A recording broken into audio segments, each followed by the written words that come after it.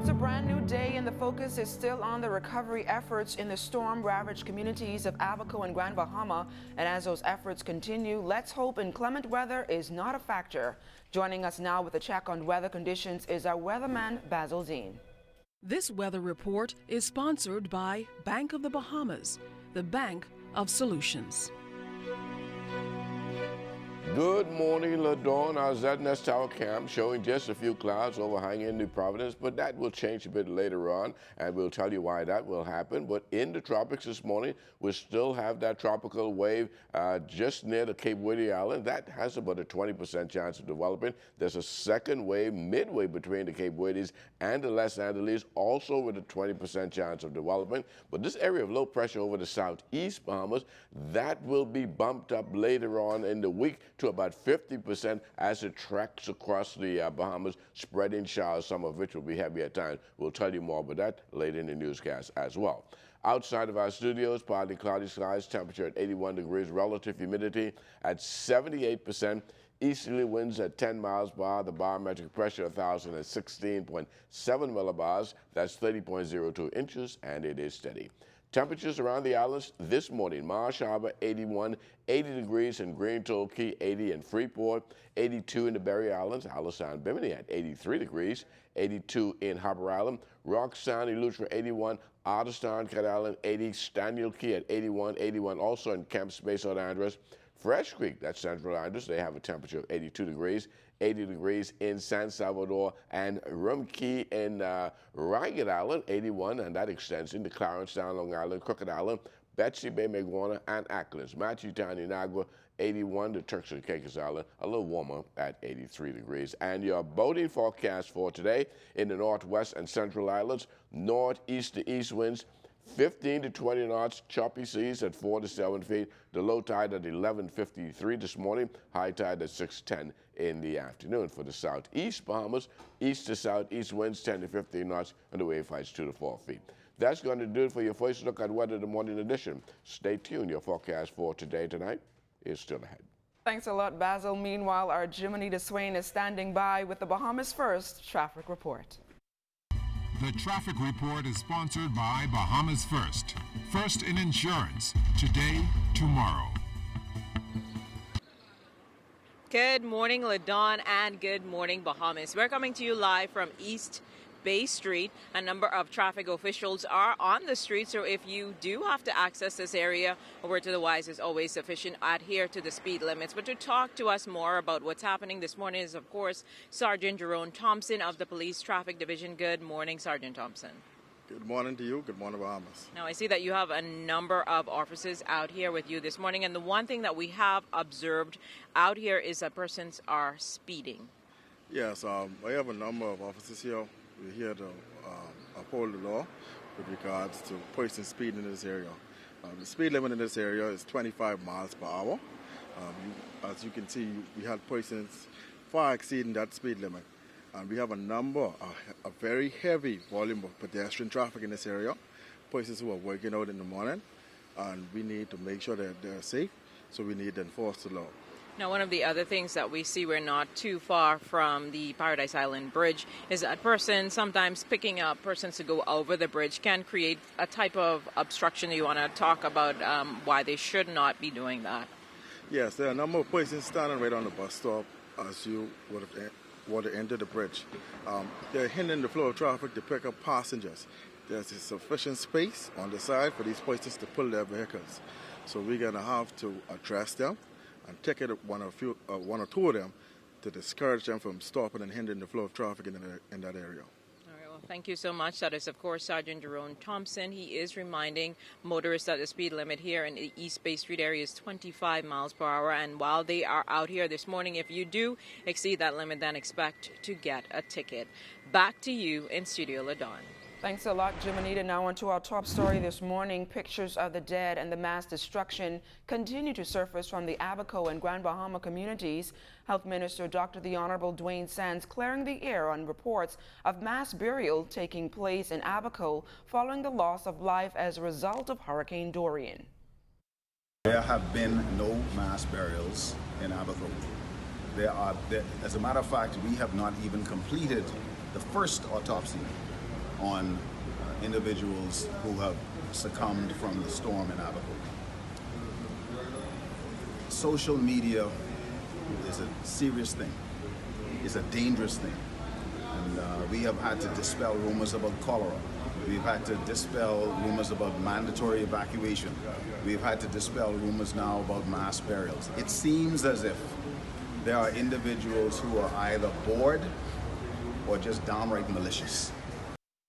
The Minister of Health also spoke to the process or methods that will be used to identify the remains of victims, some of which may be in varying states of decomposition. He stressed that every victim will be treated with dignity and respect. And so the process has to be carried on in a dignified fashion, and you have to avoid the spectacle. There are many people who want to know, to see, etc.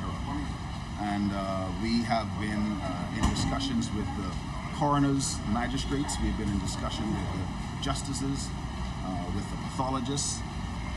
And what we intend to do is to ensure that this process is orderly, legal, so that we have the determination of cause of death, the creation of a death certificate, notification of kin, and allow for a dignified management of the remains.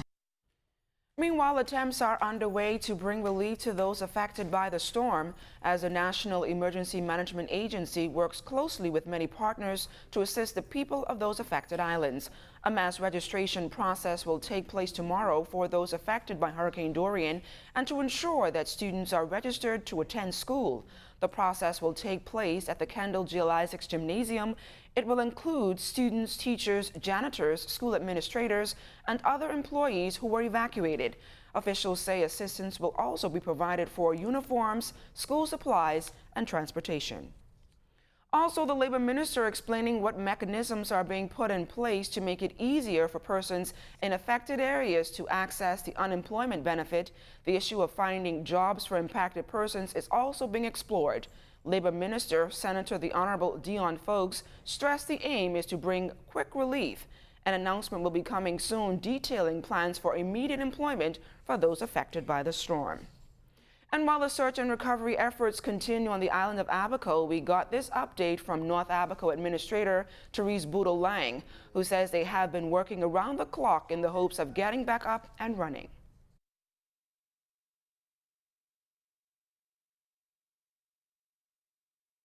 The decision, to suspend domestic apprehension of persons in affected areas that included Grand Bahama and Abaco. While exercises will continue in remaining islands where the need arises, this is what Johnson had to say.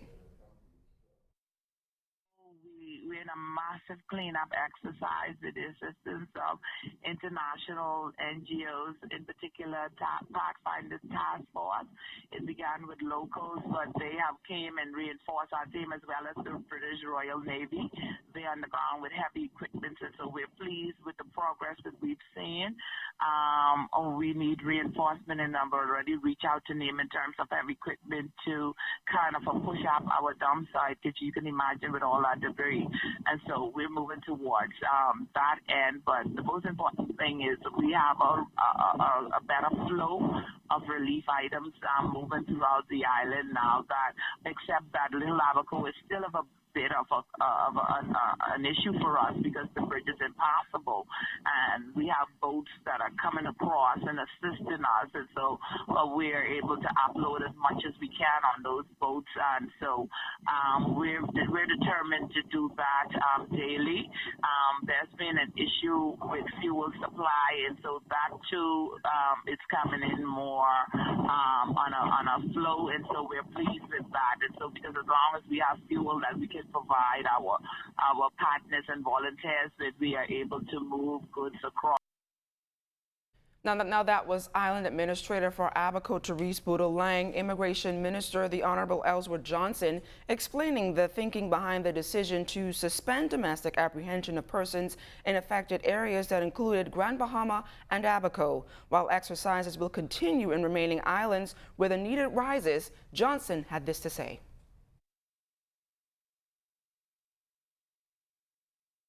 Having regard to the fact that we are now facing a humanitarian crisis, the government has taken the decision that those the immigration policies or enforcement measures suspended forthwith in the affected areas, that's Abacos and Freeport, Grand Bahama.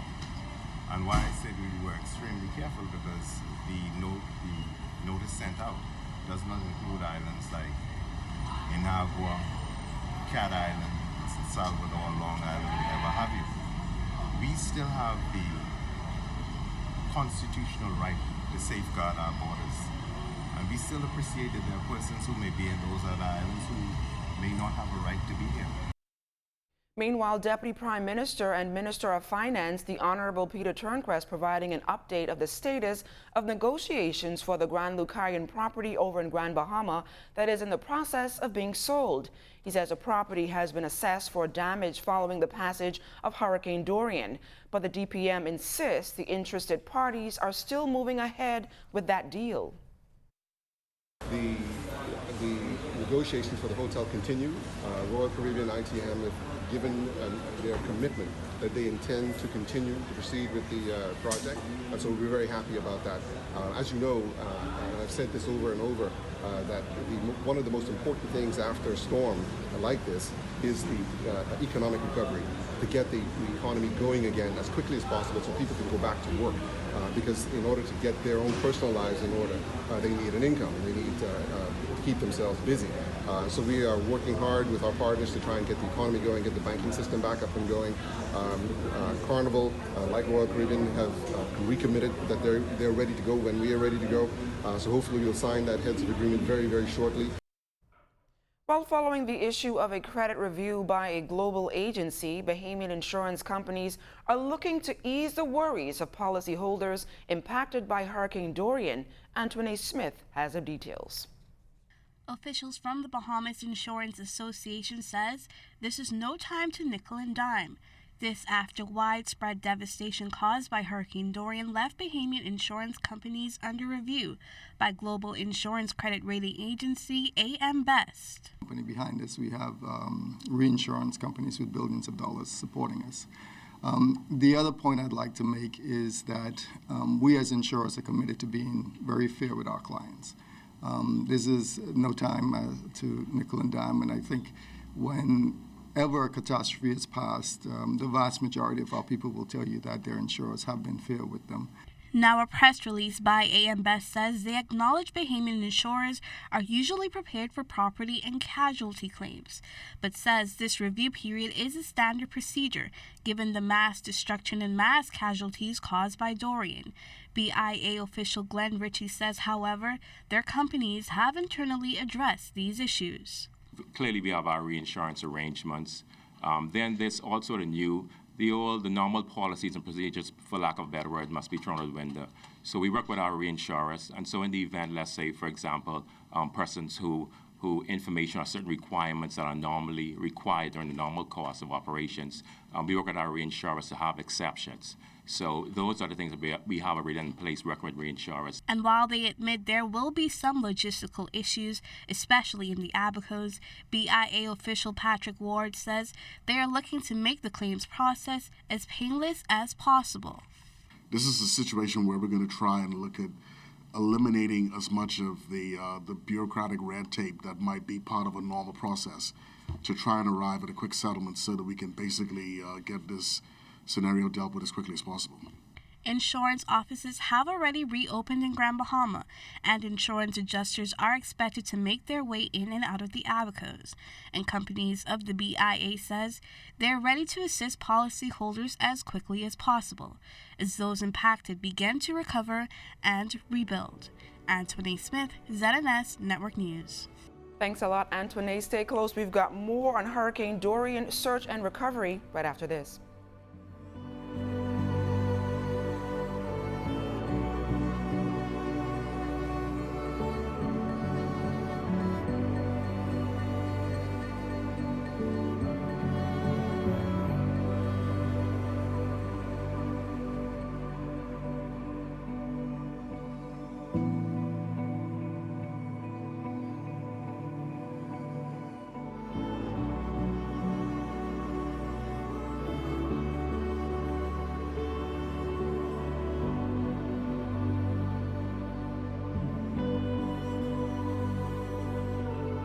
Thousands of children were displaced due to the devastation left behind by Hurricane Dorian over there at Abaco and Freeport last week. And just this past Saturday, the Ranfurly Home accepted 18 of them into their home. President of the Ranfurly Home Board, Alexandra Melis Lynch, tells us more. This is the biggest disaster that our country has ever experienced. I don't need to tell anyone that. And it could not have been that Ranfurly children, who are very well protected and cared for, would leave this experience without their lives being touched in some way. Because otherwise that's a false message that we're sending to them as well. So we have spent time with them. We've explained to them what was going on. We absolutely let them know what was happening in the country so that they're not shocked and surprised. Well, of course, unless you're living it, you are, and you can't possibly understand the enormity of it. But our children have been prepped for that. They were extremely welcoming and have been welcoming to the children that have come in from Grand Bahama. Packages and boxes can be seen stacked all around as people bring in goods and supplies for children. Board member and Ranfurly Home past president Jacqueline Bain said that it is important for us to make our children feel at home. There was one girl that had to be separated from a 4-year-old, and she was just melting. She was just hurting because we couldn't bring the 4-year-old here because our home doesn't accommodate 4-year-olds. And so we had to assure her that we're going to take her to see that child. It isn't her sibling, but it's a child that she lived with at the home. Went through the clothes, she packed some clothes for that child. And then in the days following Saturday, after they've settled in, the first night was a little bit uneasy. I came the next morning, and all of us came the next morning. And you can see the difference. We saw some smiles. Now, as we said earlier, there are many Abaco students that are left displaced following the devastation left behind by Hurricane Dorian over there in Abaco and Freeport. Those students are entering classrooms here in New Providence for the very first time. Darryl Nixon, a descendant of Abaco, says he did not allow Hurricane Dorian to stop him from giving his grandson a good quality education at the C.W. Sawyer Primary School. Nixon says while the tragedy is a rough one, he encouraged parents of displaced children to follow his example. I haven't heard from the rest of the children as yet, but I will as a grandson.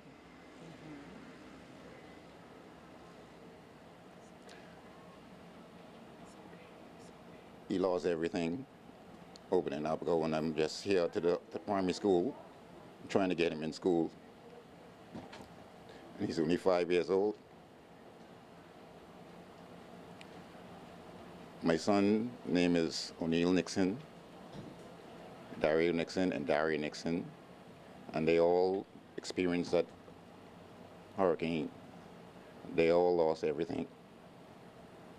So I'm asking for the mothers from Abaco, if they all have any other children, you can try to get them in school. Nixon says his grandson was devastated over the entire ordeal and told him what he experienced. While he lost his home in Spring City, Abaco, Darryl says he is still holding out hope that he will hear from his missing sons.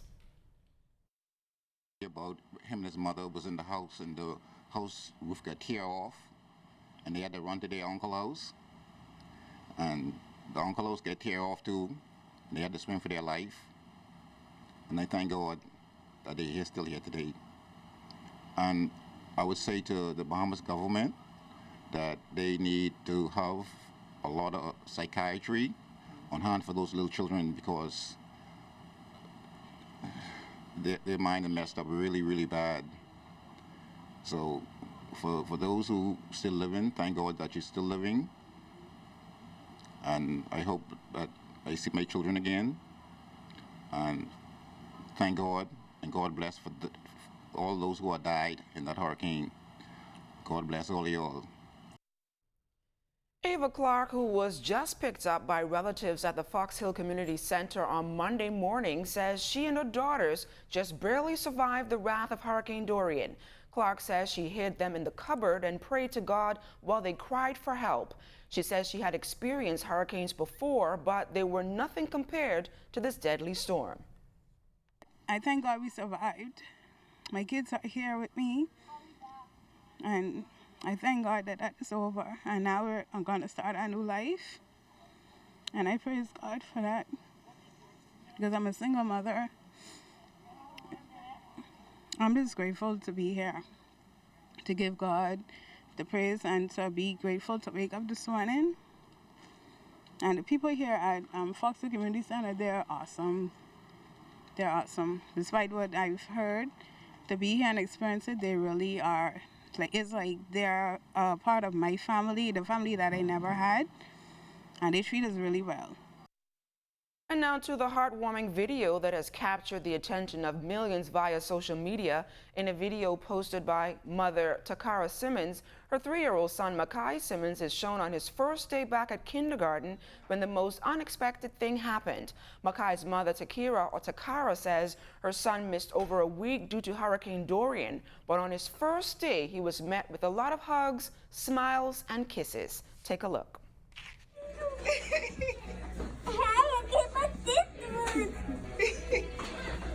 God, we miss you.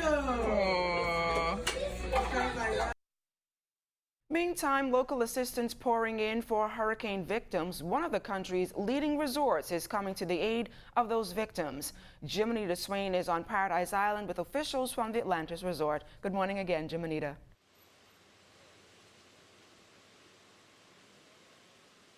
Good morning, LaDawn, and good morning, Bahamas. We're coming to you live from Paradise Island. Now, of course, one of the things the Atlantis property was expected to do, or were making plans to do, is find ways to assist persons affected by Hurricane Dorian. Now, standing by to give us an idea of what exactly has been happening over the last few days is, of course, the Senior Vice President of Public Affairs, Mr. Ed Fields. Good morning, Mr. Fields. Good morning, John. How are you doing? I am wonderful this morning. Now, I know the last time we spoke, one of the concerns you had was how can the property assist those affected by Hurricane Dorian? Can you give us an idea of what you have been doing to make some things a reality?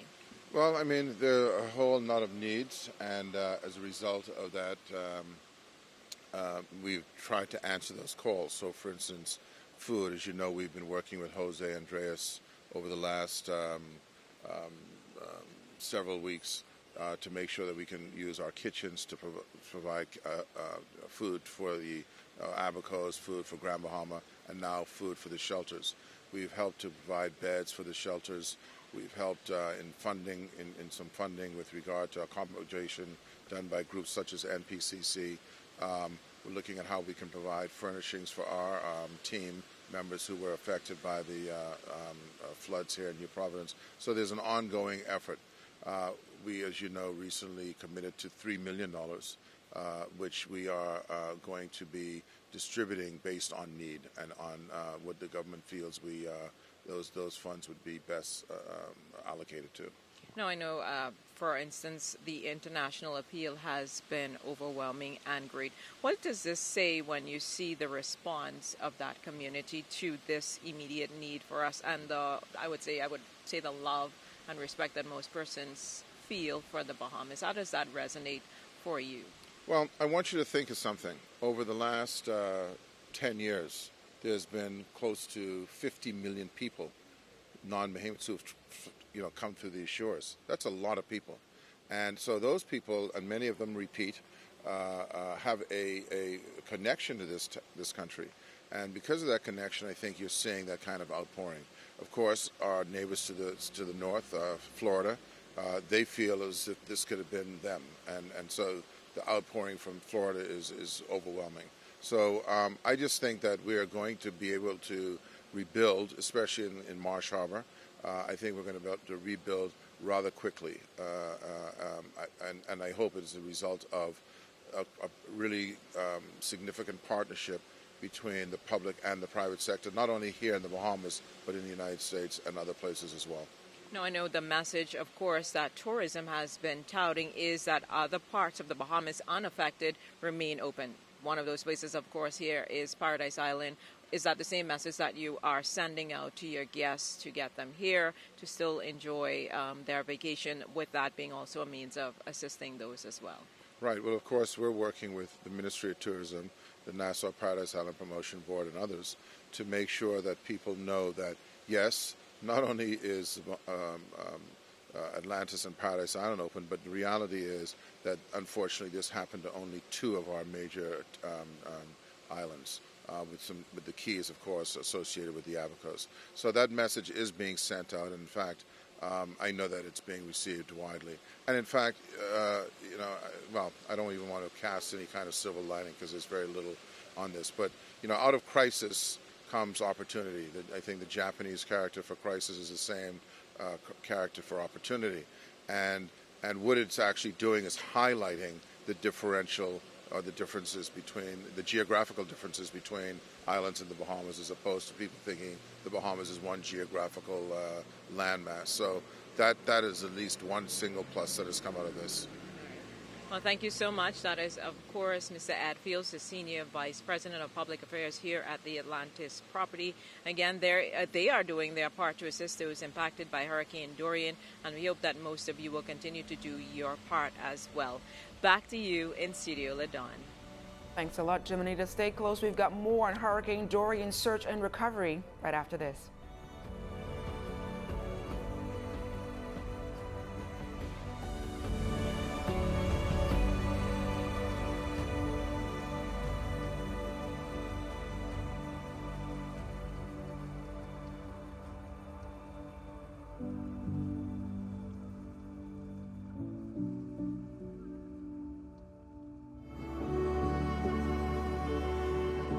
The United Nations Development Program has announced $200,000 in emergency funding to assist the Bahamas following the devastation left behind by the Category monster Hurricane Dorian. In a press release, the UNDP says this initial allocation will assist with debris management, housing and building damage assessments, and a national recovery strategy. Denise Antonio, UNDP resident representative in Jamaica, says the organization wants to assist the government with early recovery efforts through its worldwide network of technical expertise. She says rebuilding and promoting resilience is crucial. The statement says crisis prevention and recovery are key components of the organization's development assistance. The UNDP says it has a team on the ground in the Bahamas that will assist in creating a program tailored to the country's recovery needs. The National Congress of Trade Unions Bahamas, through its Disaster Preparedness Restoration Committee, will be doing more than providing for the immediate needs of storm victims with food. President of the NCTUB's Women's Association, Sharon Martin, says outside of the umbrella union's relief effort, the union has long-term plans to addressing issues facing members impacted by Dorian. She says the union is still in the process of finding colleagues that were impacted by the storm. Rather, she says the Women's Association president says there are different phases of disaster management and explained how long-term efforts will manifest. Basically, what you'll see is that you'll see the union's role because of our mandate, the dogma that we have been sworn to, and that is to ensure that the workforce remains viable and sustainable. You'll see that we kick in actually in those 2 phases. So we would have had meetings, teleconferences with the International Labor Organization, for example, UniGlobal, those international agencies who would have committed to the Bahamas via the Congress and via the unions to ensure that we get through those phases and that we partner along with the government in doing whatever it takes to get this country back on target. Now, as part of the committee's preparation for natural disasters, Martin says the members met throughout the storm to be able to effectively move to the next phase. In my role as the Women's Association president, women, we have an entirely different sphere of influence where that is concerned.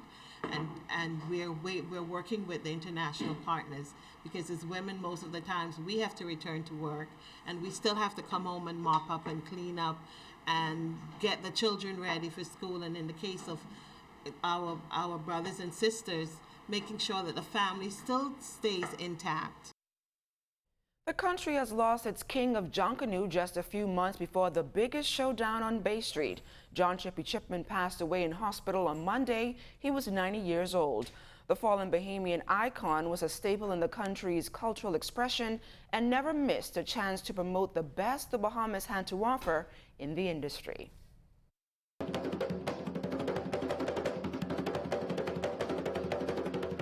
When you hear the rhythmic sounds of the goatskin drums, the name John Chippy Chipman comes to mind. The prominent entertainer, considered the king of Junkanoo, never hesitated to teach young Bahamians how to play the drums and keep our culture alive. Chippy was a cultural ambassador who took pride in not only promoting his country, but creating his drums in his backyard. To us, he was a cultural legend, but for Donna and Selena Chipman, he was Dad. They both reflected on their final days with their father. I spoke with him last week, Saturday, and he said, "You got to come and massage me," because I'm a massage therapist. So I said, "Okay, I come and give you your massage." I said, "But you know what? I'm only doing your hands." He said, "No, you have to massage my body. My whole body is tired. I'm in pain." As we were coming back from London, he said, "You took good care of me." So, if your parents can tell you you took good care of them, then you have done what you were supposed to do for them. And I thank God for that. But while Chippy had a strong passion for Junkanoo, he also loved his family. Daughters Mitzi and Sonia can attest to that. They say he was a unique Bahamian who lived a long and fruitful life. Daddy said what he would like to do, he would like to make the cruise with his family. And he would like to take his great-granddaughter down the aisle, who came from Alabama. And he did that. And I always remember Pat Bethel told me he took my father to Las Vegas 20 years ago, and Daddy said to him, "I want to make it just to 90. I don't want to be a burden for my children." My dad never ate a plate of food without sharing it. He always shared with someone. And I remember growing up, my dad was like, if there were anybody outside, feed them. Additionally, his grandson, Reese Chipman, and daughter, Donnell Chipman Ward, say one thing they will take from their father's life is his work ethic, love for God and people. He will always be on time for his job. Never, well, he never missed. And like he said, he doesn't retire. You just play yourself out. And like I can say today, he played himself out because he worked right up to 90 years old. Think about politics without him. I couldn't even think about it, right? Because he was a national hero. He was a community hero. People liked him, they loved him. People like me because of him. The family of the late John. And don't go anywhere. Sports with the Dapper Don Charles Fisher is up next, so stay close.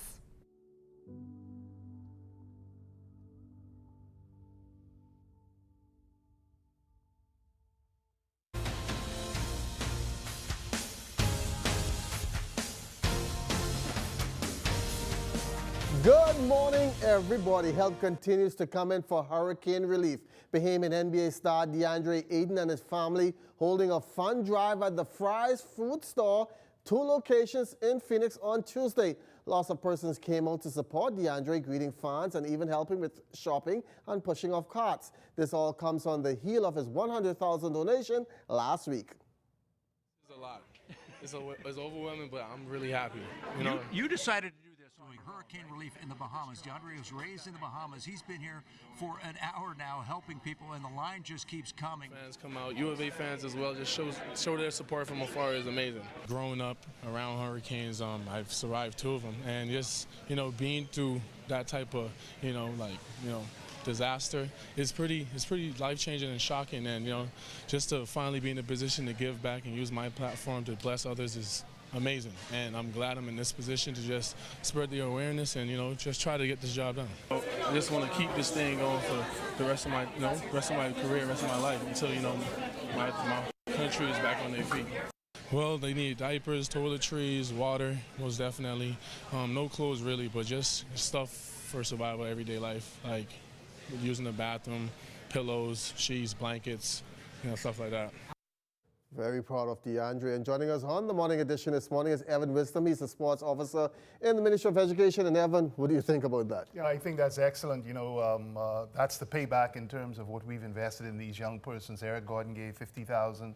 And so you have probably almost near $500,000 given by our athletes so far with regards to what we've been through as a country. Well, let's go and talk about the sports. It heals a lot, and Grand Bahama and Abaco is down. The Ministry of Education held a meeting yesterday. Yeah. Tell us about that. Charles, we don't want to seem insensitive, but we want the general public and the wider community throughout the Commonwealth of Bahamas to know that we still have student athletes that are attempting to get scholarships to go off to school. So life goes on. So we wish to be sensitive to the general public, and with regards to that, the Director of Education has given a directive where we will go ahead with the sporting program in the government system. We've gotten word from the private schools, they're also going ahead. So sport is going to go, full steam ahead. But what we have is a situation where starting tomorrow, displaced children from the island of Grand Bahama and also Abaco can register at the Thomas A. Robinson Stadium. A part of that registration is being a part of a social activity in school, whether it be chess, whether it be sport, art, but an after-school activity. When that person registers, we are looking at the catchment area where they live. So there's no one where you're gonna get a team of, for example, Agape. Agape is a national champion in volleyball, where you have one team ending up at a specific school. The director prohibits that, and he wants the children to be dispersed in the areas, the catchment areas where they live. Now, I just have to make this note, how we do that, we get a certified copy of where they are staying and signed by the occupant of the home, so we know exactly that these children are not ending up in certain areas to go to certain schools. Displaced coaches as well. Mm-hmm. So, we have persons that are signing in at the Ministry of Education already. And so we think this is going to be a wonderful year, Charles. We want to be sensitive though. But Grand Bahama, our schools, the light in our schools is still not on. So, and we don't understand that in New Providence, but we're going to go ahead. That's the most important thing with the sporting program in the public school system. And we welcome back our 70,000 plus students. It's going to be another week before they get kicking off at any sporting event. Yeah, anyway. no, we have a meeting with the GSSSA today. And this information that I'm giving you, I'll inform them about this information with regards to the director making certain decisions. And I want to thank our Director of Education, Marcellus Taylor, for understanding the importance that sport plays. I want to thank our Minister, Jeffrey Lloyd, who has been supporting us 100%. And here we go now with the school sports year. National sports, basketball, Abaco is a powerhouse when it comes to volleyball. Also with basketball, Grand Bahama hosts some of the events last year. Yeah. Where does Hurricane Dorian place us in well, terms of we national? are hoping, Charles, that when the cabinet paper goes forward to cabinet, that somehow through prior arrangements or prior agreements that they would have made, there's some money there for our national champ. I would hate to disappoint children who, for a greater or less extent, have already been traumatized. It's very, very important. So we're hoping, we know the fiscal situation, but we're hoping that there's some headroom there that will cause us to be able to have our national championships. So at least we could lessen the burden on these young people. But these young people deserve a chance, and our Director of Education did not want to disturb sports. Once again, that registration to more catchment area, please stress that again. Yes, I'll say it again, the catchment area. So what we don't want is super teams. Director said he does not want where 5, 6 persons off a national championship team ends up playing basketball at one school. So what happens is they bring in their papers certified that, that this is where their abode is, and we disperse those students based on that. And remembering also, Charles, the most important thing, whilst athletics is important, their academics is the most important. What time does the registration start? Once again at the TAR Stadium? At the Thomas A. Robinson Stadium, right across from where those displaced persons are being held.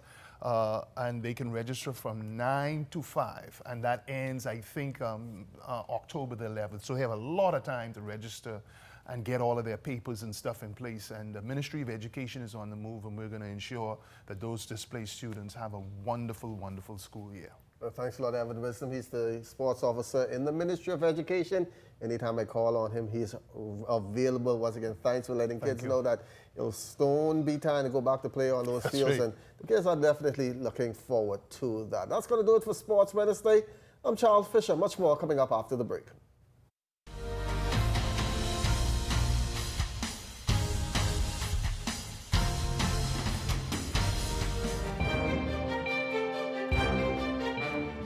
In our final look at weather in the far eastern Atlantic, just off the African coast, we're monitoring a tropical wave, which has about a 20% chance of developing over the next 5 days. It will continue to move towards the west at a very good clip at about 15 miles per hour, but no immediate concern right now. It'll be another 10 days before it's of any kind of threat to our area. And then there's a second area of showers and thunderstorms midway between the Cape Verde Islands and the Les Antilles. That too also has a 20% chance of developing and will remain well to the east of us heading into the weekend. But the area that we are concerned about is this area of low pressure over the southeast Bahamas. It's been there now for the past couple of days, firing up showers and thunderstorms around Inagua, Turks and Caicos Island, Maguana, Acklands, Crooked Island, even right into the Long Island area. They will be experiencing some showers today.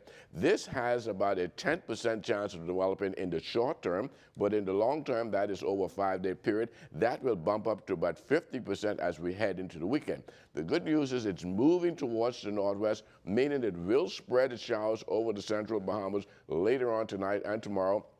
And by early Friday, those showers will be working its way into the northwest Bahamas, which includes New Providence as well. That 50% probability will take place probably once the system moves into the eastern Gulf of Mexico over the weekend and will continue moving towards the west. Whether it develops or not, showers and thunderstorms, heavy at times, will be the order of the day as the system treks through the Bahamas. Our forecast for today calls for periods of clouds and sunshine, a bit on the breezy side with 1 or 2 showers and thunderstorms in place. High temperature today getting up to 85 degrees, and tonight we're looking at mostly cloudy, showers and thunderstorms still hanging around with your low temperature getting down to 79 degrees. And the extended weather forecast over the next 7 days is going to be wet off and on right through the weekend as that area of low pressure moves through the Bahamas, and would not be until early next week before we start to see some sunshine in our forecast. LaDawn? Thanks a lot, Basil. And just before we go, we would like to send a very special happy birthday to our very own Portia Johnson, celebrating her 30th birthday today. Happy birthday, Portia. And that's it for us this morning. For the entire morning team, I'm LaDawn Davis. Make it a great day, everyone.